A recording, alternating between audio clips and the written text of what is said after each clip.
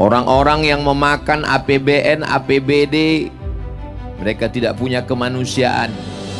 Mereka tidak mengamalkan kemanusiaan yang adil dan beradab. Bangsa ini tidak minta banyak.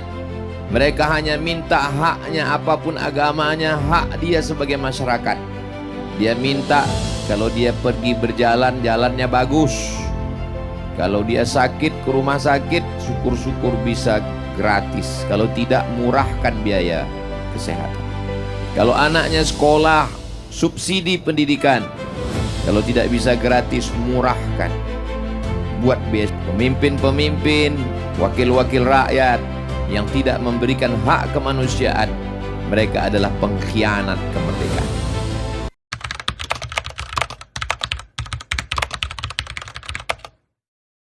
Untuk mensyukuri nikmat kemerdekaan ini, kita ucapkan Alhamdulillahirabbil alamin. Berterima kasih kepada orang yang sudah mengajarkan kita supaya tidak mau menerima penindasan, penjajahan. Allahumma salli ala Sayyidina Muhammad wa ala ali Sayyidina Muhammad. Man lam yashkurin nas lam yashkurillah. Orang yang tidak berterima kasih kepada manusia, dia tidak bersyukur kepada Allah. Para pejuang-pejuang yang sudah gugur, kita sudah kirimkan Al-Fatihah dan doa.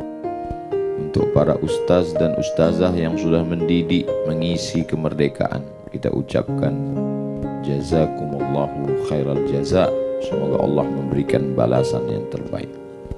Untuk para santri, para siswa, para siswi, mengisi kemerdekaan dengan teguh menghafal Al-Quran, membaca kitab-kitab kuning, memahami agama Islam dengan baik, dengan tetap belajar fisika, kimia, biologi, matematika, bahasa Inggris, supaya berprestasi di masa akan datang, agar kita bisa menjadi rumah tangga, menjadi rumah di negara kita sendiri, menjadi tuan, tidak menjadi tamu. Ada bangsa-bangsa yang katanya hebat, besar, tapi dia tidak menjadi tuan di rumahnya sendiri. Orang-orang yang menonton film koboi, mereka melihat bagaimana hebatnya suku Indian di Amerika. Mereka pemilik tanah Amerika, tapi hari ini mereka tidak menjadi tuan rumah. Mereka menjadi tamu di Amerika. Yang menjadi tuan rumahnya adalah orang-orang Eropa, bangsa pendatang ke benua Amerika. Ada bangsa yang badannya tegap, tinggi, berotot, suku aborigin di Australia. Tapi hari ini mereka tidak menjadi tuan rumah. Mereka menjadi tamu di tanah nenek moyangnya sendiri. Tapi kita di Nusantara ini, dari mulai Papua, Sulawesi, Kalimantan, Jawa, dan Sumatera, kita tidak menjadi tamu. Sekarang kita menjadi anak bangsa. Orang-orang kafir itu datang dari Eropa membawa kapal untuk menyeberang ke timur Indonesia dengan alasan ingin mencari cengkeh dan tembakau. Tapi kemudian raja-raja, para ulama melawan. Sultan Babullah dari Ternate, Sultan Nuku dari Tidore, mereka melawan penjajah. Seorang ulama dari Sulawesi bernama Syekh Yusuf Al-Makassari melawan. Dia terusir ke Pulau Jawa. Belanda membuangnya ke Ceylon, Sri Lanka. Dia tidak stres, dia tidak depresi, dia tidak mengeluh, dia berdakwah. Pada akhirnya dia dibuang ke Durban, Afrika Selatan, dan dia tetap mendakwahkan Islam. Dia meninggal di Afrika Selatan. Presiden Nelson Mandela memberikan penghormatan atas perjuangannya. Pangeran Antasari, para raja-raja, Sultan Mahmud Badaruddin, sampai pada puncaknya di mahkota Sumatera. Perempuan tidak lemah, dengan senjata pendek bernama rencong. Mereka Cut Nyadin, Cut Mutia, Panglima Polim. Teku Umar berkata, kalau aku mati malam ini aku mati syahid. Kalau aku hidup besok pagi aku masih bisa minum kopi di Maulabu. Setelah dia meninggal, kuburnya tetap dicari oleh Belanda. Murid-muridnya menjaga. 6 bulan dikuburkan, jenazahnya tetap mereka pindahkan ke atas gunung. Begitulah Belanda-Belanda kafir itu sangat takut dengan pejuang kita. Sudah meninggal pun mereka takut. Mengapa mereka takut? Karena ada api jihad yang menyala dalam diri umat Islam.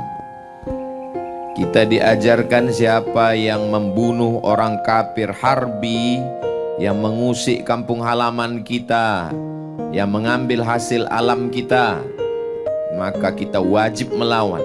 Orang yang membunuh kafir harbi, kafir perang, maka kalau dia mati dia tidak merasakan sakitnya sakaratul maut. Dia tidak kena pertanyaan mungkar nakir, dan dia tidak kena hisab. Dia langsung masuk ke dalam surga Allah Subhanahu wa ta'ala. Semangat itulah yang dibangkitkan oleh para kiai, para ulama, para habaib, para tuan guru di pondok-pondok pesantren. Mereka keluarkan resolusi jihad. Maka pada tanggal 22 Oktober itu diperingati sebagai Hari Santri, karena para kiai, ulama, tokoh pesantren berkumpul. Fatwa itulah yang didengar oleh Tentara Nasional Indonesia, bergejolak, mendidih darah mereka untuk menembakkan senjata, menikamkan pedang dan pisau ke jantung kafir-kafir penjajah itu. Sampai akhirnya mereka memilih tanggal keramat. Kenapa mereka pilih tanggal 17? Karena Presiden Soekarno meyakini kita merdeka karena 17 rakaat, 2 rakaat subuh, 4 zuhur, 4 asar, 3 maghrib, 4 isya. Kenapa dipilih tanggal 17? Karena 17 adalah tanggal turunnya Al-Quran. Menurut sebagian mazhab Syafi'i, nuzul Quran.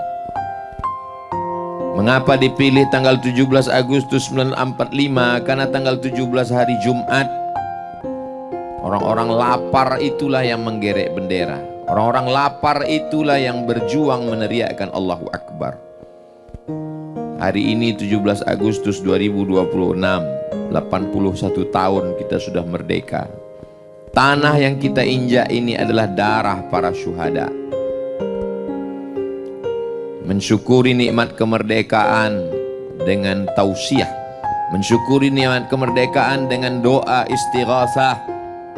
Orang-orang yang mengkhianati kemerdekaan dengan judi, mereka adalah pengkhianat kebangsaan. Ketuhanan yang Maha Esa, tidak ada tempat bagi orang ateis yang tidak bertuhan di negeri ini. Yang tidak percaya kepada Tuhan, silakan keluar dari negeri ini. Karena sila pertama, ketuhanan yang Maha Esa. Orang-orang yang memakan APBN, APBD, mereka tidak punya kemanusiaan. Mereka tidak mengamalkan kemanusiaan yang adil dan beradab. Bangsa ini tidak minta banyak. Mereka hanya minta haknya, apapun agamanya, hak dia sebagai masyarakat. Dia minta kalau dia pergi berjalan, jalannya bagus. Kalau dia sakit ke rumah sakit, syukur-syukur bisa gratis. Kalau tidak, murahkan biaya kesehatan. Kalau anaknya sekolah, subsidi pendidikan. Kalau tidak bisa gratis, murahkan. Buat dia sakit ke rumah sakit, syukur-syukur bisa gratis. Kalau tidak, murahkan biaya kesehatan. Kalau anaknya sekolah, subsidi pendidikan. Kalau tidak bisa gratis, murahkan. Buat beasiswa.